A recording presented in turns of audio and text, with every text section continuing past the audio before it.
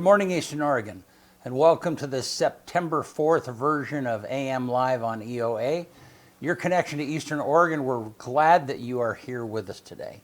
If you want to find our content, you can go to EOA.network. That takes you to a link tree where you can find the location of our Facebook and YouTube and our Instagram feed and all of the other places, and where this podcast or this version of this morning will end up on the podcast platforms that are available to you. Glad that you're here with us. Here in just a little bit, we are going to have Christopher and Amber from the Baker County Chamber of Commerce, Baker City Chamber of Commerce, and they'll be here to talk with us. Glad to have them in the studio with us. How are you, man? Good morning. Good morning. What is it? It's First Friday. No. Well, oh, yeah, I guess. We're already at First Friday. Yeah, it's Friday. It's almost Friday. It's almost Friday. It's almost no, Friday. no, I got messed up yesterday because I was supposed to take my van to Rock on Wednesday. Yeah. Yeah. And then I got to the end of Wednesday thinking that it was Tuesday because, you know, we missed, anyhow. I've been, my whole day has been, Monday, my week has just been It was off. a smash. They did that that Epstein victims press I saw a little bit of it. yesterday. Yeah. I watched it. Man, jeez. Yeah. One of those ladies, it was their first time ever speaking in public about it. Really? Oh. It was wild. Yeah. Did they have it on? On YouTube, yeah. On YouTube, yeah. On that dude that I watched, the I don't remember what his name is. The guy who comments on feeds that are coming in? Yeah. Yeah.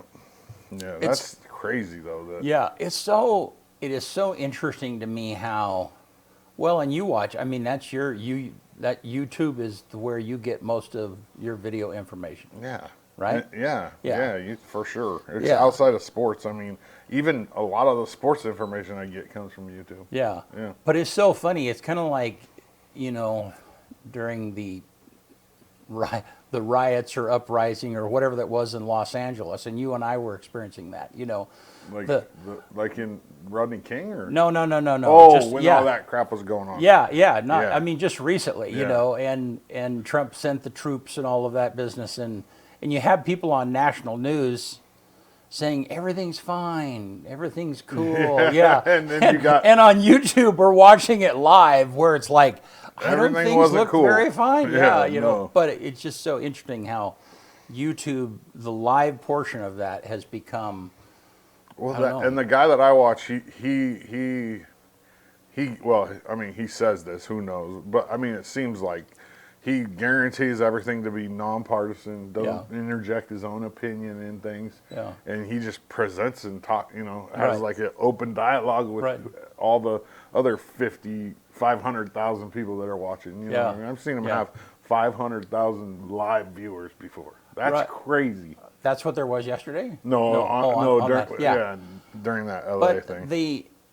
Now does he interact with them in the chat box also, or they're they're chatting and he's talking. Right. Yeah, that's but is he recognizing? Is he reading their comments and stuff? Yeah. And that's how he. That's how he talks to them. That's how he talks to the people that are that are watching. Yeah. They'll chat something. Hey, that guy was crazy looking, and then he'll respond like, like. Yeah. Kind of like you do at the football games. Yeah, it's exactly what. Yeah, very similar. Yeah. And I don't know anybody else that does that for sports. Well, I think it's kind of a niche thing. It could be. It doesn't happen very often. Yeah. I mean, remember that guy the Estacada guy, the radio pirate? Yeah.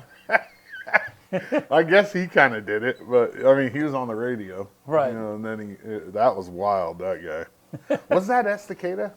I can't remember. Remember we had the girl send us her. Right. She just held her phone, and we took the feed and televised it. Yeah, it was a playoff game. And then his audio for a while, and then I couldn't handle it. Yeah, it was a playoff game, and we had arranged with the school to have their feed. Yep. And then, but they hadn't done due diligence, and they didn't have good internet. I don't know. They didn't have a feed at all. No. Yeah. And so we got all these people waiting on a feed. So I'm like scrambling, like, hey, anybody got a phone? Like, start streaming. Yeah, and then we picked it up and put it on her. Yeah. And then we're like, oh, we need audio. Let's check this guy. Like, no, how long did we last? I don't About know. a quarter, I think Yeah. I lasted. He And was I sure like, excited that we pulled his oh feet in my for a bit. goodness, Though. that was wild. That was fun. Well, hey, you want to do sports? Let's do it. All right.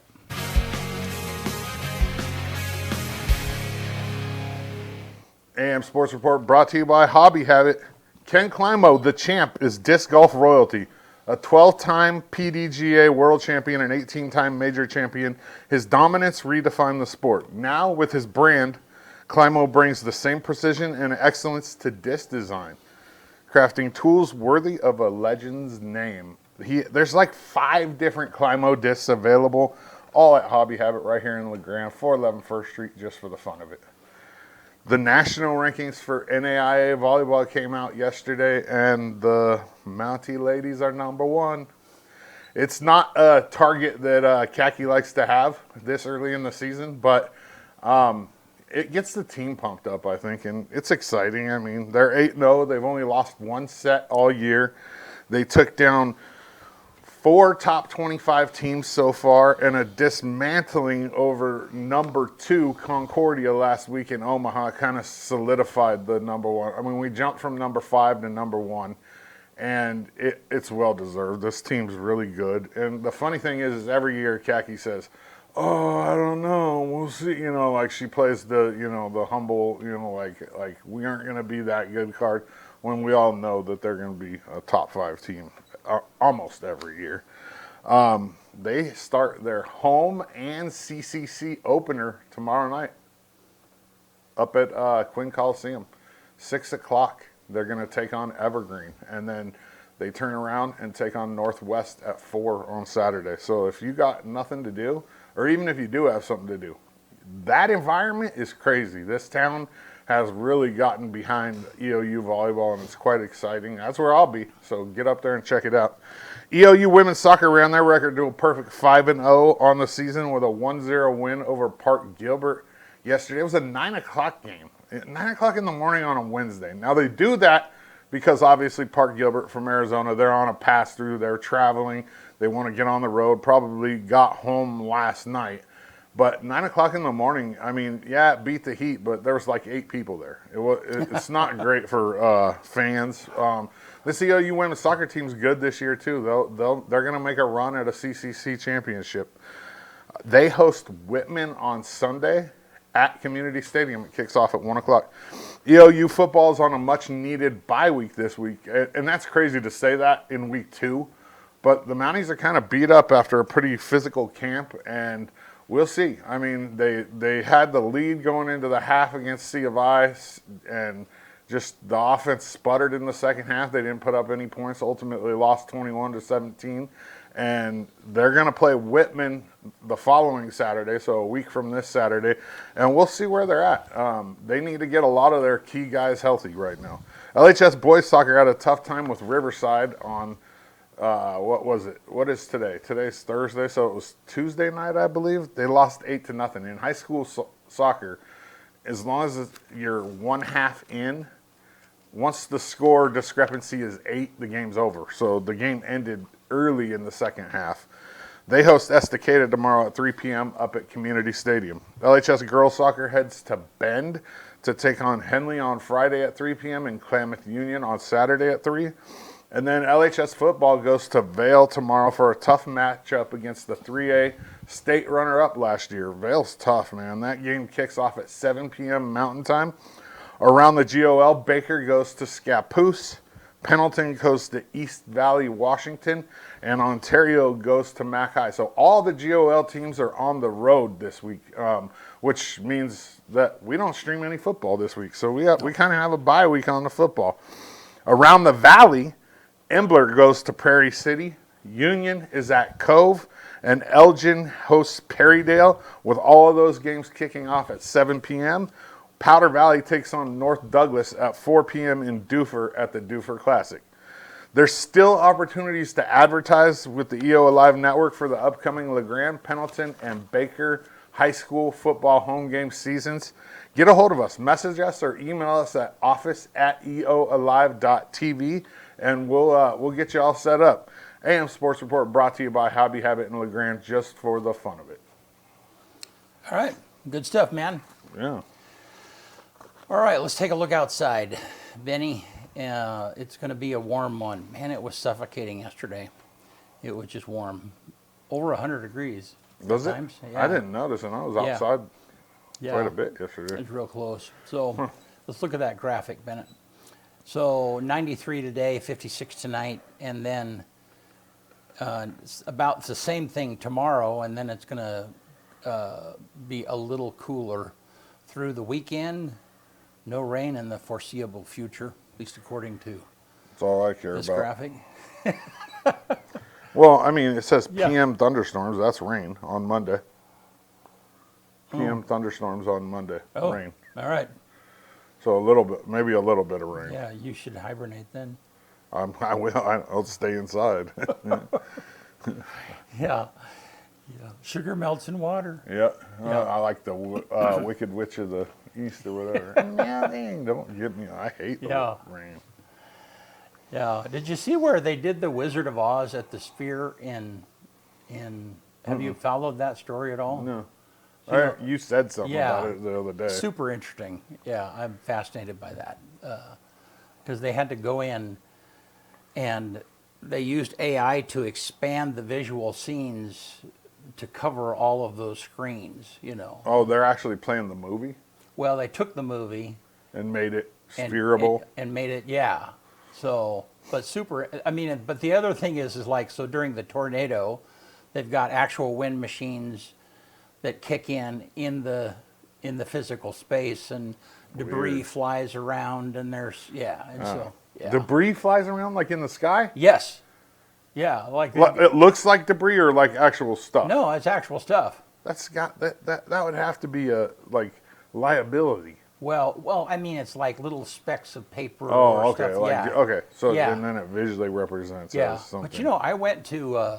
It's been years ago. I went to the Beatles Love Show in Vegas, and somewhere during the show they dropped a ton of confetti. Ooh, I hate confetti. And it was confetti-like stuff, And it's like turf turds. Yeah, but as soon as the show was over, there was this herd of people that swept it all up, reloaded it back in. It was just. No, I don't like it. I like I said, turf turds. If I collected all the turf turds from a season worth of football out of my shoes, I would have a lot of turf turds. Yeah, like a lot. The little black rubber. Is it kind of like when you wear tennis shoes on the beach and you get sand in your shoes? Very similar, except for turf turds are a lot bigger than sand, and you can feel them in there. Yeah, and you'll get probably I don't know, you dump out, you get a little pile, every game, and it's ridiculous. And plus, that's what makes it hot too. Yeah. If it's 100 degrees outside, it's 110 down there on that football field, on a turf field. Yeah. Because of the black. It is definitely hotter. Yep. All right. Well, hey, we're going to take a break, and we will be right back with the Baker City Chamber folks. See you in a minute.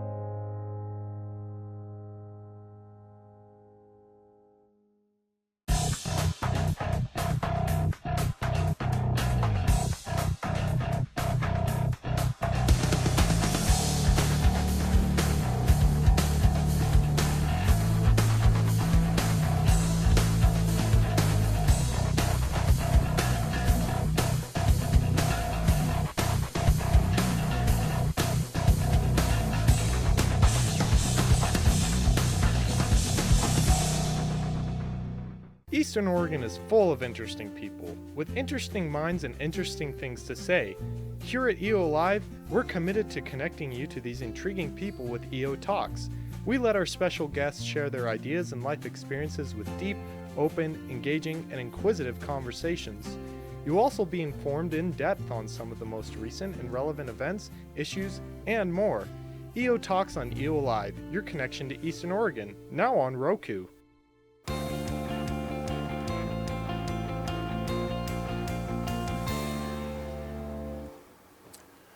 All right, we are back with Christopher and Amber from the Baker County Chamber of Commerce. Yeah, which, thank you for that clarification. That makes sense. So, Christopher is the executive director, and Amber is the events coordinator for the Baker County Chamber of Commerce. So, how are you guys? Good, good, yeah. Simple drive over this morning. Feels like it gets shorter every time. Yeah. Yeah. It doesn't to me. Feels like it gets longer. Really every doesn't time. to me either. I Yeah. don't know. I feel like growing up, LeGrand sometimes had better movies. You know, I watched Mission Impossible here, and I don't know, felt like it took forever as a kid to drive over to go to a movie. But now, Yeah. yeah, cruise So- control maybe. Yeah. Did you grew up in Baker? Yeah, yeah. I was 6 when I moved there, so that's like 89. So, yeah. Went away for a bit, built some houses in Idaho and stuff like that, but I'm back home. Cool. All right. And Amber, how about you? I moved to Baker, Oregon from Idaho in 2007. Okay. Yeah. All right. Well, great. Well, glad to have you guys with us, and we have become a part of the Chamber of Commerce over in Baker County. Yes. And went to the banquet. That was kind of our first jump into the activities that you guys were doing over there and stuff. And I think we illustrated how well of a collaboration this is going to be, considering we didn't have a microphone and you did. And That's right. You know, I've Bless told you.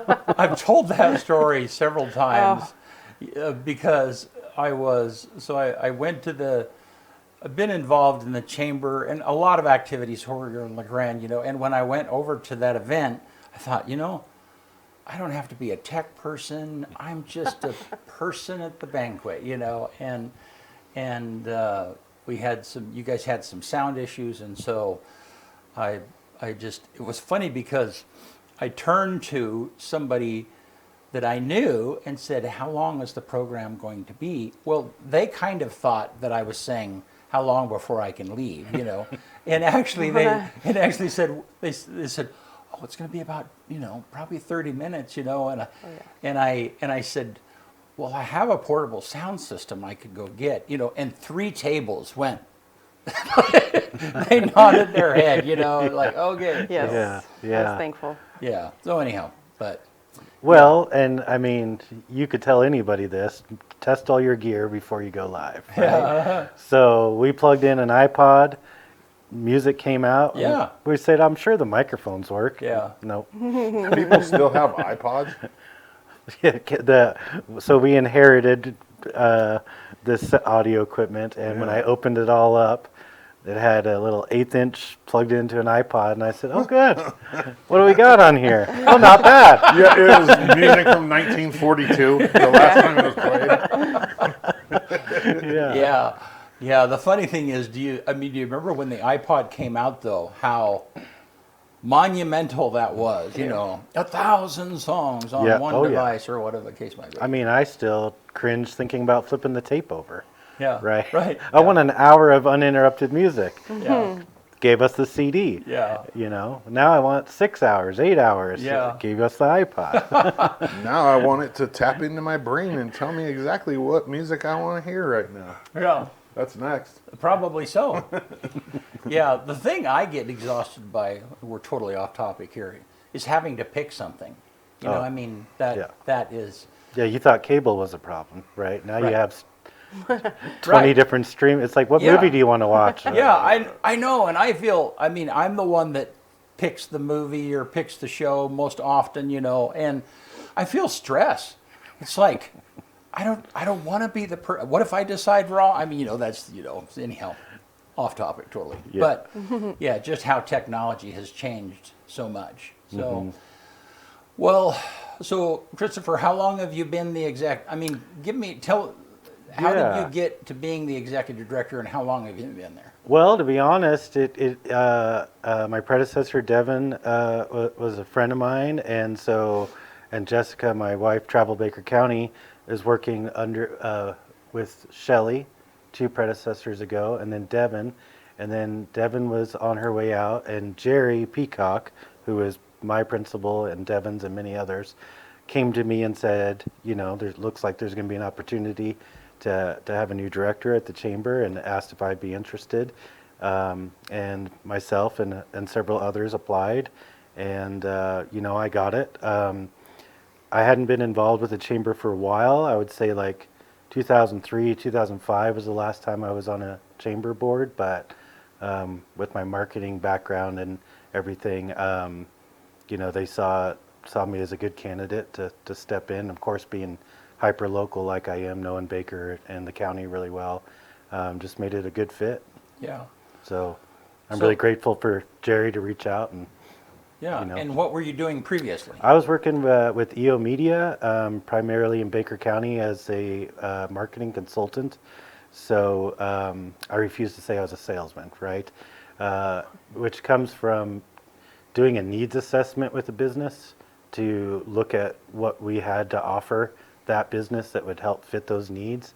If you come in and try to sell a quarter-page ad in a newspaper, and that's not what they need, it's not going to go really well. Right. So that was part of what I was doing different in my time there.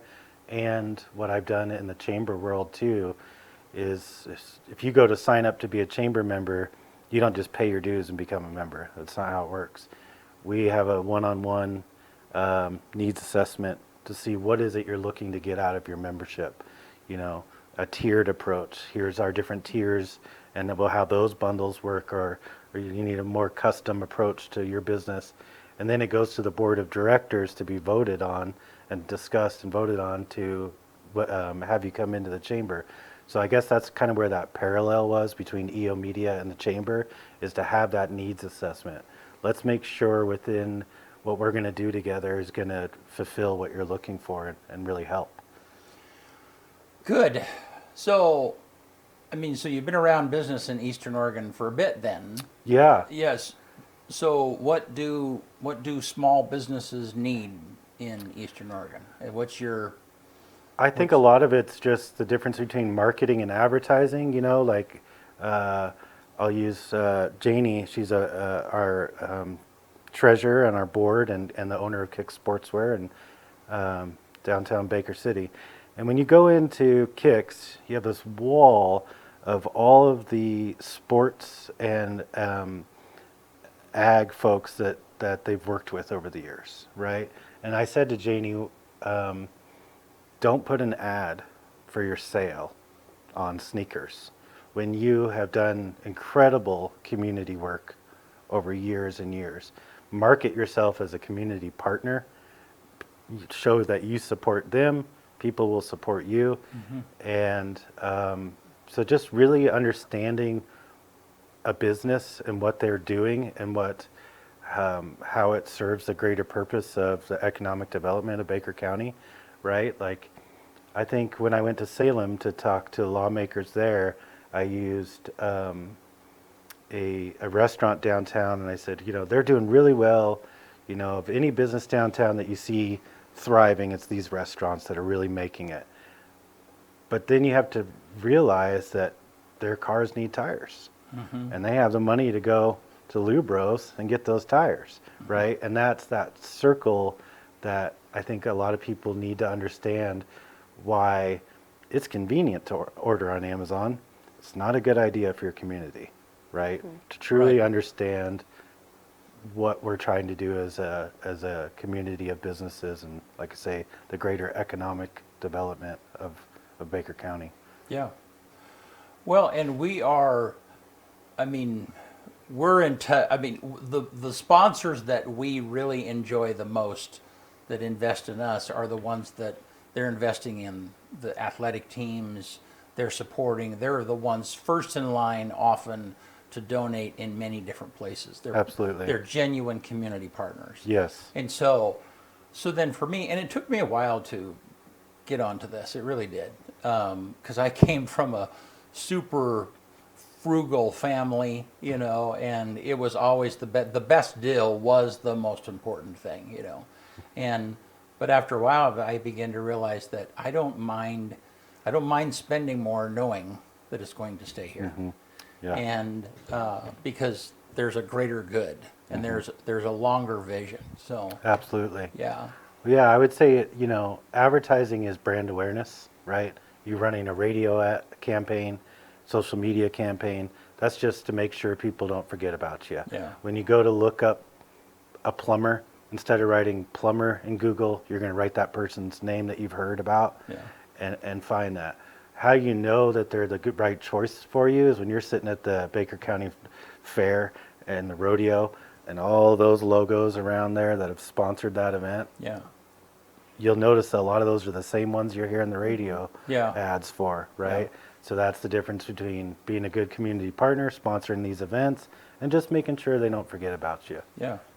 Cool. Thank you.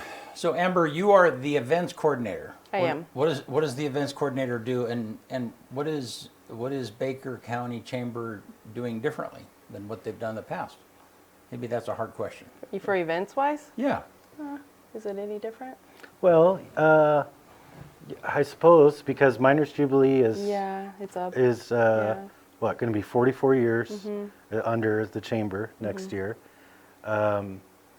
And then, of course, we've had our annual banquet forever as well.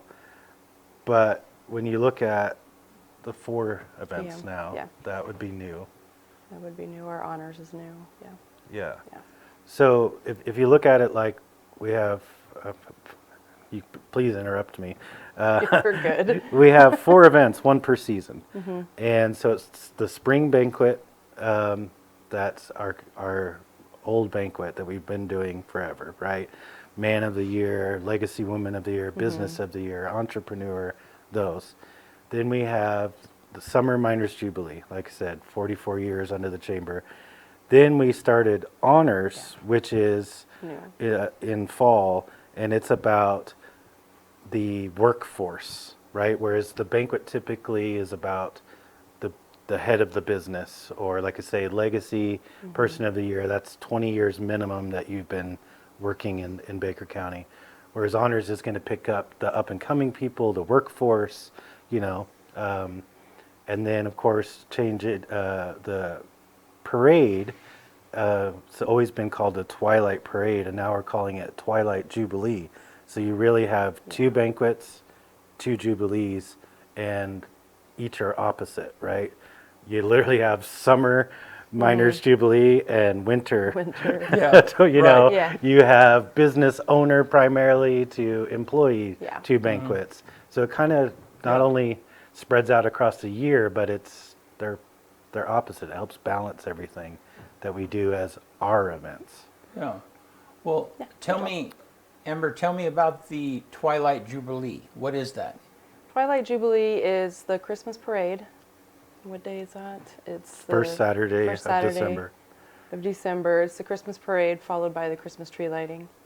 Cool. It's And then last year we started to expand on that to kind of get into the Jubilee we did. realm. Yeah, we So having additional vendors there and workshops and things. So downtown is basically has everything you need, especially in the food world. But we were looking at different experiences that these events create for you. So if you want to sit in main event and watch the parade through the window, awesome, great place to be. Warm. If you're looking at wanting to stand outside but still be able to have something to eat or drink, that's when we're bringing in a couple of vendors, right? Because baked potato with hot chili and your adult hot chocolate or whatever, and you want to be outside, that's why we bring those vendors in. And that's why we're starting to kind of dabble in the Jubilee side of it, not just the parade.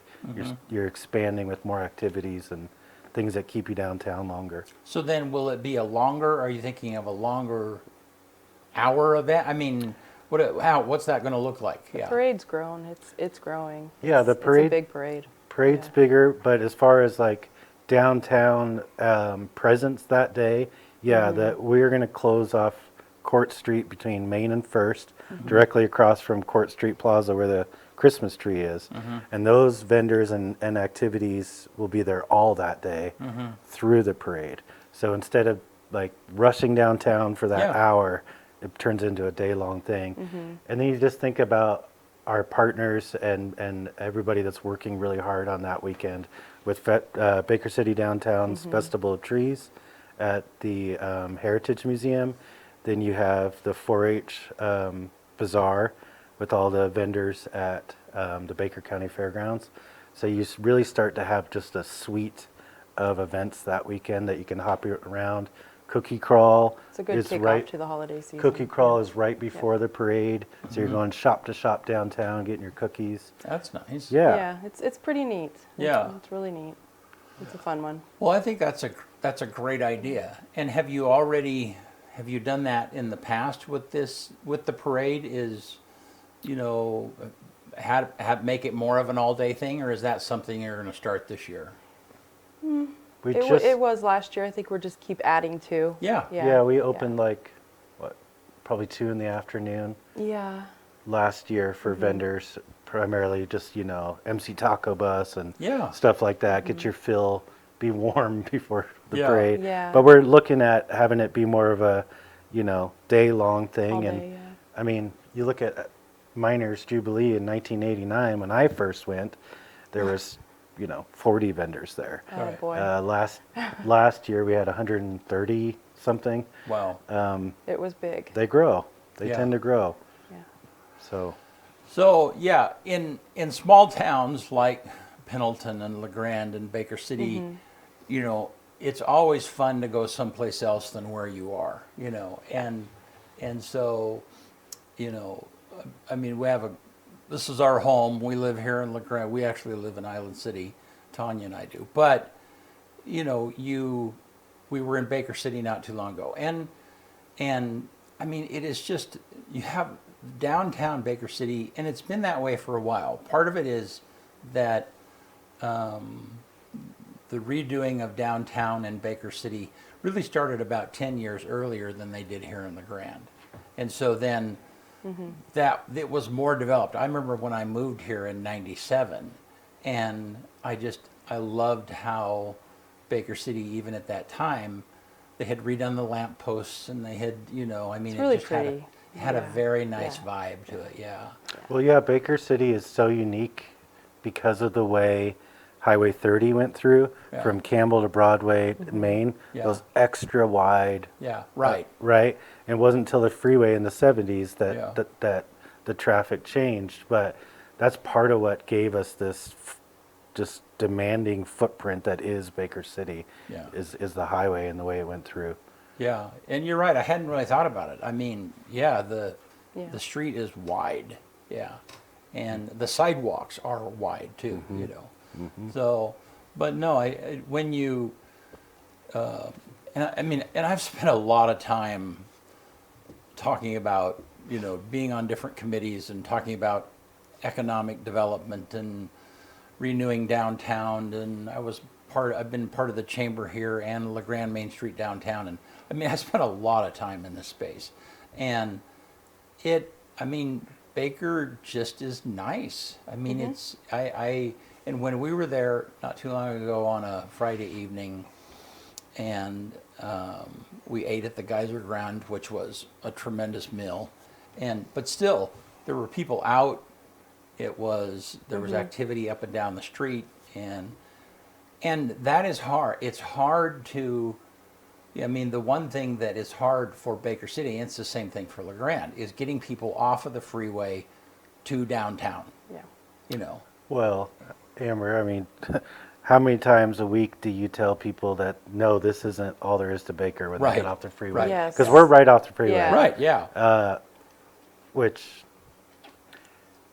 people see us, they get off the freeway, and then maybe they're charging a Tesla or doing this or that. And because some of the towns you go through in rural areas, that is it, right? It's a truck stop, it's a Yeah. store, gas station, couple fast food, and so 2 stoplights and left. Yep. I Like, say that. oh my Several gosh. times a day. Yeah.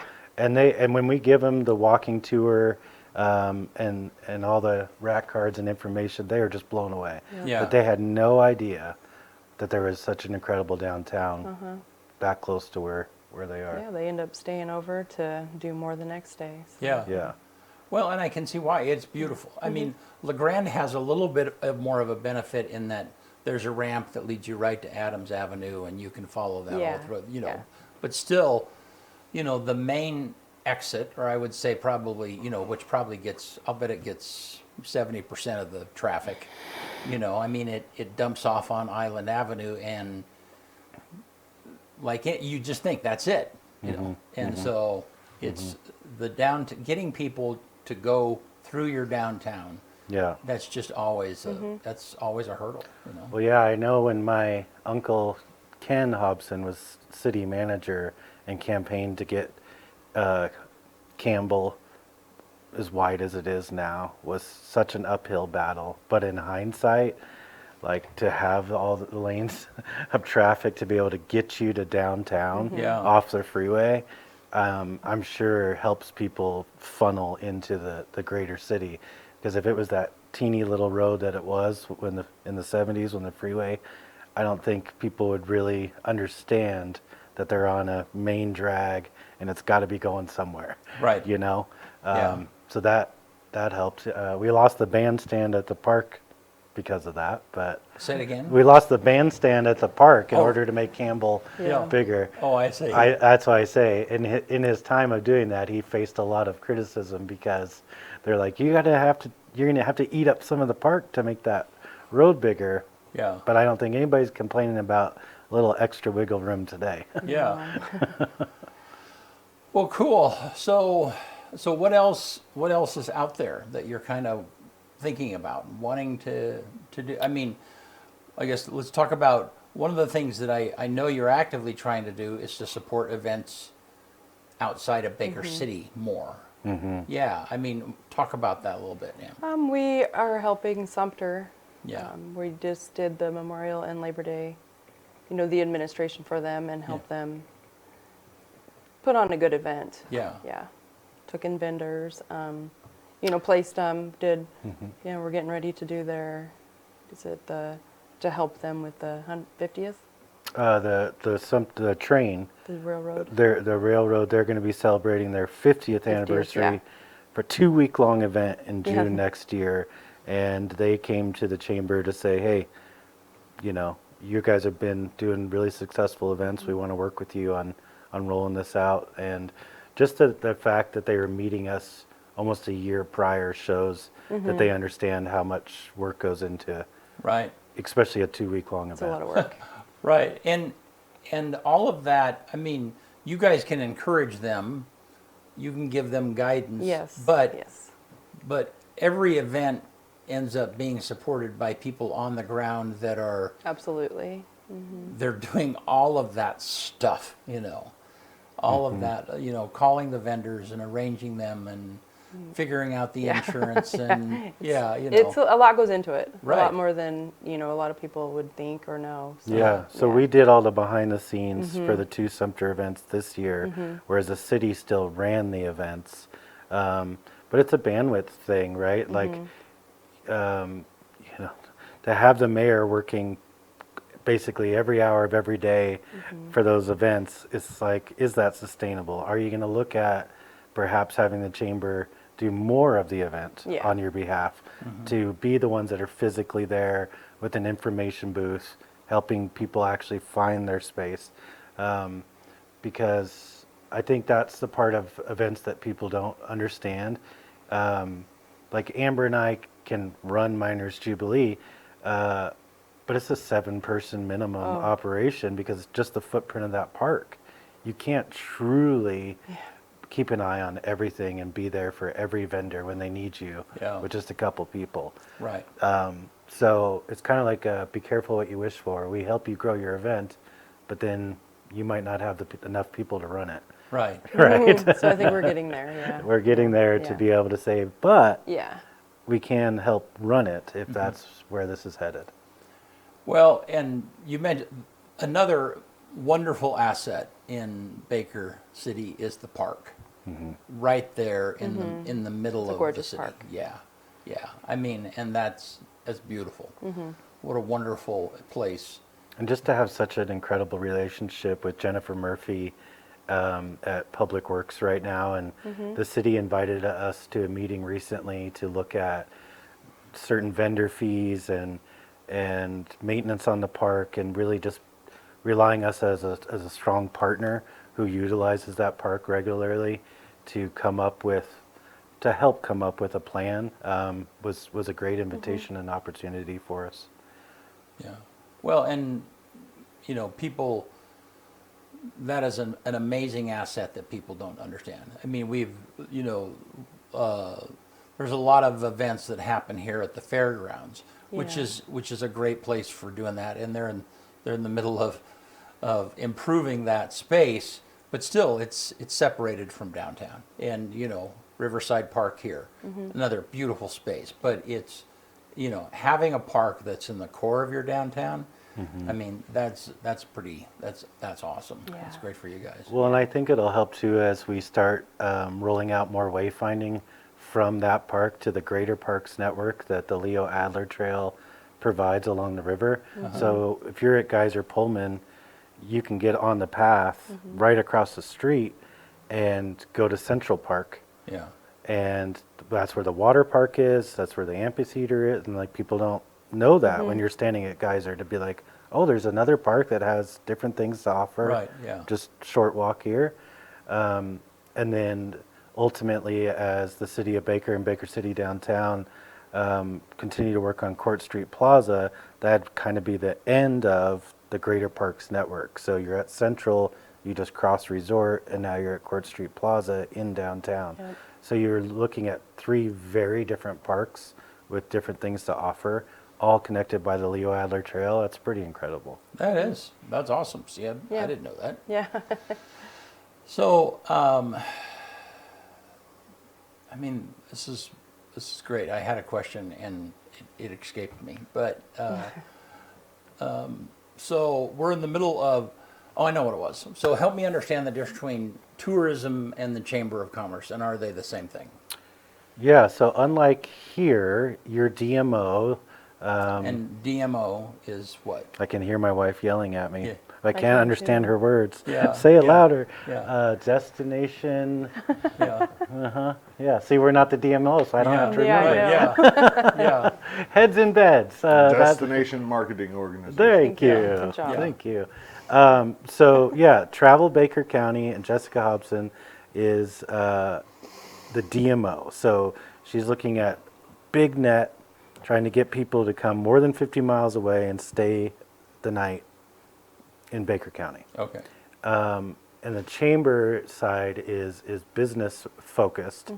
However, where there's a lot of overlap is the customer base, right? So Premier Auto Body is a chamber member, and they're primarily locally funded through their customer base, right? So tourism isn't really their world. But I might be talking to Betty's Books downtown, who might have a mix of both, you know, local support, but also a really cute bookstore for tourists to come in and get something. So, and then all the way to somebody that's completely tourist based, like the RV park, A-Frame RV park. So that's when our worlds collide, is to find your customer base. And so when it is tourist focused, then the chamber is going to work in that world to help bring more tourists to your business. And that's why being able to collaborate with Travel Baker County or Baker City downtown and say, let's look at, united front in the tourism world, because we don't all need to be shooting in the dark trying to get people there. But I mean, outside money into a community is a lot better than that community money leaving, right? Which full circle to the Amazon reference is if you're coming from Idaho or, Eastern Washington, spending money in LeGrand or Baker City, that's great because that's new money coming in. So I think everybody benefits, kind of like my point earlier about the restaurant to the tire shop or a restaurant to the auto body shop, is tourism trickle down helps everybody, regardless if you're in that world or not. Because a restaurant does well, and you can go and get your car fixed. Yep. Go Yeah. shopping. That worked out. Yeah. Yeah. Yeah. Yeah. Go take a nice walk downtown, see some cute shops, shop, end up staying because you loved it so much and you've got more things you want to do tomorrow. Yeah. Yeah. I hear a lot of that. Well, so tell me, just remind me how the chamber is funded and how tourism is funded. Sure. Because they all have different buckets of funds. Yeah. Yeah, like I said, I think we're a little bit more separated than Union County that way. But you do have a downtown that's separate from the chamber here. Yeah, Right. yeah. So that's the same. So the visitor center so there's Baker County Unlimited. That's primarily who we are. And then that immediately gets split in half. Baker County Chamber of Commerce, we're registered with Oregon and the United States to be the Chamber of Commerce for Baker County. But we also are Visit Baker, which is the visitor center part. And our building is literally 2 buildings that have a hallway that connect them. So it's nice because it's like, that's them, this is us. It's true. I like it. But all of our checks say Baker County Unlimited. So anyway, so the county TLT is the tax that's collected on lodging, right? So when somebody books a room, they pay a tax on top of the lodging facilities fee. And then that money is collected and dispersed to promote tourism and, trying to get more people to come, right? So part of that is the visitor center contract. Okay. To make sure that when people do get here, they find their way.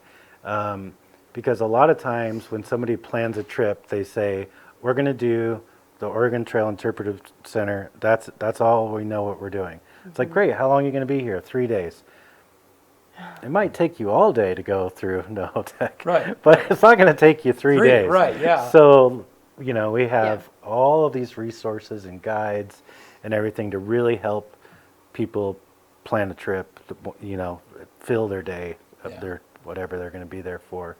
And like I said earlier, just the people that just get off the freeway and they're like, I have 8 hours, what should I do? If we weren't there, what are they going to do? They might just get back on the freeway and assume there's really nothing they could do in that block of time. Yeah. But the Heritage Museum's open and just down the street from us. That's a great use of your time. Could have lunch at the park. It's right there by the park. Go through the museum, if you just have a few hours. Yeah. But yeah, so the Chamber of Commerce is solely funded off of membership. We receive no county money, no TLT money, none of that. And it's the difference between being a 501c3 and a 6. So we are a 3, meaning we get membership dues, and that's how that we're funded. If you're a 6, you're primarily looking for grant support. Okay. But regardless, that's kind of how the money splits. This visitor center contract, the Chamber of Commerce are separate. Okay. So what are you looking out there that you want to do more of? I think our strongest suit right now is events. We have proven track record. The ROI is there, plain to see. Sumter nearly tripled revenue over last year compared to this year with our help. So, when I hired Amber, I was joking about changing her business card with a pen every couple months because she's just kept rising and looking and being more invested in Baker County Unlimited as a whole, which is why she's now events coordinator, is because of all the things we've worked on together, she's like, I got this, and she's proven it. Jubilee. I enjoy it. Jubilee this year was just incredible. It was a lot. Yeah. It was well worth it. I just enjoy doing it. Yeah. so there's that side. And then as far as the business side of supporting members, I just would kind of go back to what I was saying earlier about the difference between marketing and advertising. I feel like I could do a whole TED talk on that, because people are like, I'm spending thousands in advertising to market myself. And it's like, no, advertising is a part of marketing. It's a very small part of your marketing plan. Yeah. So if you're cutting checks and wondering why your business isn't working, you have to take a step back and understand what your business plan needs to be in order to be seen and to be a community partner. And, you know, I think because Baker Floral and Botanicals, when they first got there, and then Lee with Blue Lotus Tattoo, this was before I was even on the chamber side. I went to them and said, you just moved to town. It's really important that people see you out at events and being social. And it's more like, I didn't say this, but to simplify it, it's better that you go out and have dinner and spend $100 there than it would be to do $100 Facebook boost, right? Because you're out in the community, you're being part of the community, and you're providing a service to that community. Putting it on Facebook and saying, hey, we're a new business, come buy our stuff. Why? Like, who, you know? Well, and as you know, Eastern Oregonian people, they are fiercely loyal, and they're looking for people to be loyal to.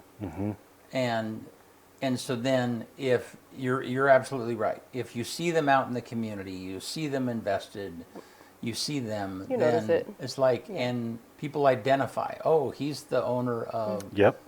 oh, he is, yeah, he's involved in, yeah, and it makes a difference. Yeah. And Yeah. Baker Floral's done so well that they've moved to Main Street and are thriving down there. And then Blue Lotus Tattoo now has 2 other artists beside herself.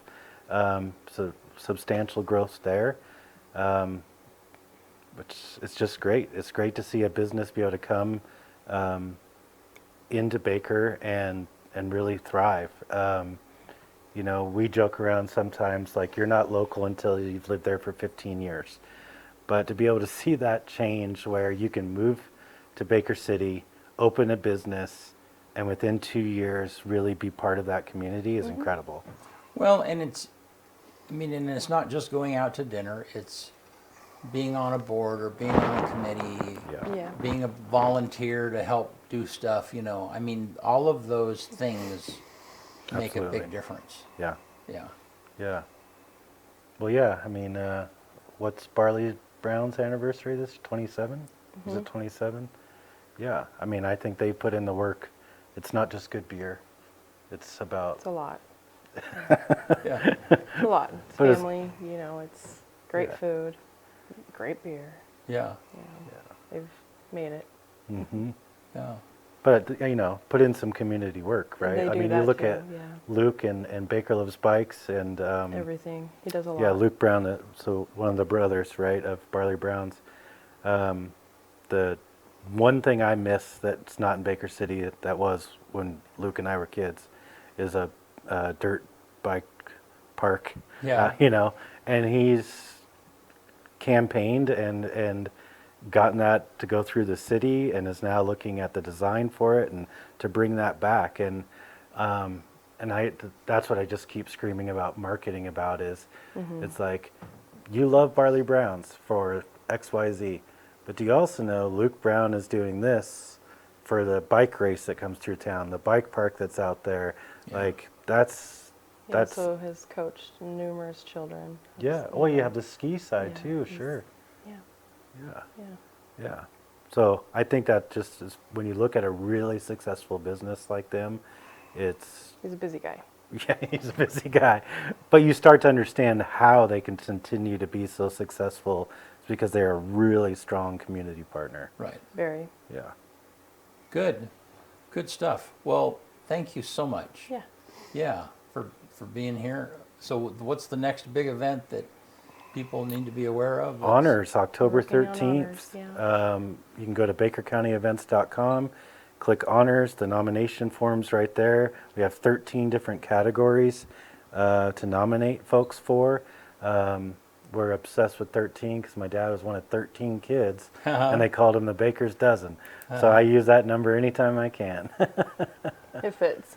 It fits. Yeah. Yeah. October 13th, and where's that going to be? That's at? going to be at Churchill School Okay. again, which, you know, I used to have a shirt that said Baker City at night. It was just a black rectangle. Churchill's changed that. You know, Yeah. there's a lot going on out Yeah. there. A lot of nightlife, live music downtown. So, Well, and I walked through that project, for lack of a better term, you know, and you're right. That's an amazing space. It is. And, you know, the dedication of two people right. that just gutted it out, you know, and you know, I mean, there's a number of that makes a huge difference. There's a number of successful businesses here. I mean, this is one too. You know, we didn't have everything that we needed to begin with, but we just gutted it out, kept doing it, and the, you know, a community is made just by those kinds of people sticking with it and doing it. you know. Brian and Kareen Vector, Churchill School, just incredible. I know, and when I walked in there, and Brian led me around, it's like, why did you do this? Why did you? Yeah, you know, I mean, it's just, I mean, a school. You bought a school, you know. Anyhow, Yeah. what an incredible vision. So, Yes. Yeah. Yeah. All right. Well, hey, thank you guys. Yeah. So much for being here, and Of course. and we'll have you back, and we're gonna have your wife on not too long ago from now. So Yeah. awesome. Thank you. Okay. Want to get us out of here? Let's do it. On this day, September 4th, 1888, George Eastman patents the first roll of film for a camera and registers the brand Kodak. 1893, English author Beatrix Potter writes the story of Peter Rabbit for a 5-year-old boy. 1927, on this day, Charles Lindbergh visited Boise on his cross-country tour. 1951, the first intercontinental TV broadcast was President Harry Truman. 1972, The Price is Right, the U.S.'s longest-running game show, debuts on CBS. 1992, Scared Silent, which was a special about child abuse in America and hosted by Oprah Winfrey, is the first non-news program in history to be simultaneously aired on 3 different major networks. 2018, Amazon becomes America's second trillion-dollar company. Who's the first, BC? Apple. Yeah, well, that's easy. But, you know, Microsoft is past that. NVIDIA is in front of all. Like, Are it's they? crazy, yeah. Yeah. The number one movie on this day in 1995. What do you think it was? 1995. On this day. On this day, 95, at the beginning of the fall movie season, Yep. A big one, too. Titanic. Apollo 13. Apollo 13. Yeah. The quote of the day: don't judge each day by the harvest you reap, but by the seeds that you plant. Robert Louis Stevenson. One more time. Don't judge each day by the harvest you reap, but by the seeds that you plant. Good stuff. Yeah. Yes. Yep. Thank you, guys. Yeah. Hey, thanks for being here. That's right. All right. And we'll see you. So next Tuesday, the new city manager of LeGrand, John O'Brien, will be right here with us in the studio. See you soon.